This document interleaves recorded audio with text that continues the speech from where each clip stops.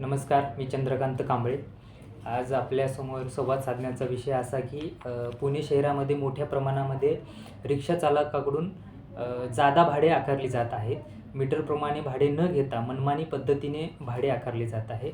ओला, उबेरने जर भाडे कमी होत असेल तर ते देखील नाकारलं जात आहे. या संदर्भात RTOकडे माहिती घेतली असता असे लक्षात आले की या 6 महिन्यामध्ये जवळजवळ 282 तक्रारी या ठिकाणी आल्या आहेत. हे बघू शकता आपण बातमी की ही बातमी मीच कव्हर केली होती नवराष्ट्रासाठी. 282 तक्रारी आल्या आहेत आणि 3 महिन्यामध्ये 3 महिन्याचे जे म्हणजे जून, जुलै, ऑगस्ट या 3 महिन्यामध्ये 203 तक्रारीचं RTOकडून निवारण करण्यात आलेलं आहे. आणि जवळजवळ या संदर्भात यांना आर्थिक दंड देखील आकारण्यात आलेला आहे त्यांच्याकडून. परंतु हे असताना देखील अद्याप पुणे शहरामध्ये ज्या काही ऑटोच्या तक्रारी आहेत, लोकांना जे प्रवाशांना सर्वसामान्यांना जादा भाडे आकारले जात आहे, वाजवी पैसे त्यांच्याकडून स्वीकारले जात आहे, त्याबद्दल अजूनही इथल्या नागरिकांचं समाधान झाले नाही. RTOकडून जे काही कारवाई करण्यात आलेल्या आहेत तरी त्या कारवाईनंतर देखील अद्याप रिक्षा चालकांवर जबर जो बसायचा असतो तो अद्याप बसलेला नाही. या संदर्भातीच चालक मालक संघटनेचे जे अध्यक्ष आहेत बाबा शिंदे यांच्याशी देखील मी बोललेलो आहे. त्यांनी देखील सांगितलेलं आहे की अशा पद्धतीने जर कोणी भाडे आकारत असेल, जादा भाडे घेत असतील तर त्यांचं आम्ही देखील समर्थन करणार नाही.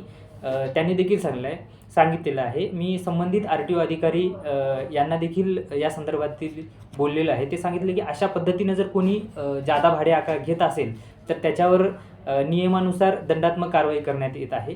पण असं सर्व असून देखील ही जे काही ऑटो चालकांची मनमानी आहे ते थांबताना पुणे शहरामध्ये विशेषतः दिसत नाही. त्यामुळेच कुठेतरी प्रवासी हे संतप्त आहेत. त्यांच्यामध्ये देखील तीव्र नाराजी या ठिकाणी दिसून येत आहे.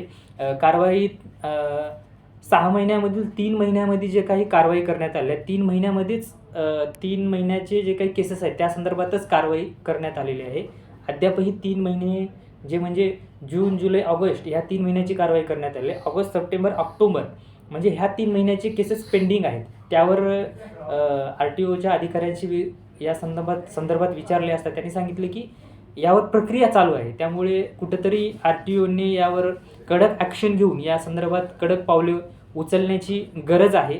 त्याशिवाय हे म्हणजे रिक्षा चालकांचा मनमानीपणा थांबणार नाही. आजचा हा विषय होता. या संदर्भात आपणच ही बातमी नवराष्ट्रामध्ये लावलेली आहे. त्यामुळं पाहूया आता की या संदर्भाचं मी पुढे फॉलो घेतच राहील. या संदर्भातील पुढचा आढावा देखील घेतच राहील. बघू आता या बातमीचा किती फरक पडतो. धन्यवाद.